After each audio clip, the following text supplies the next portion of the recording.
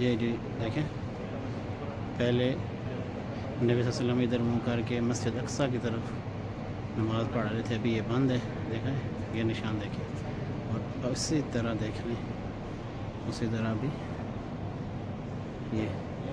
ये भी मक्का मुकर्रमा की तरफ, ये मस्जिद किबला थे,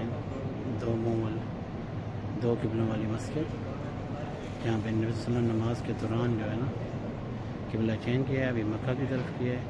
ये अब ये देखें, ये निशान नज़र आ रहा है नमाज का। ये देखें वो ऊपर जहाँ नमाज टाइप बना हुआ है निशान अभी तक, ये है जी।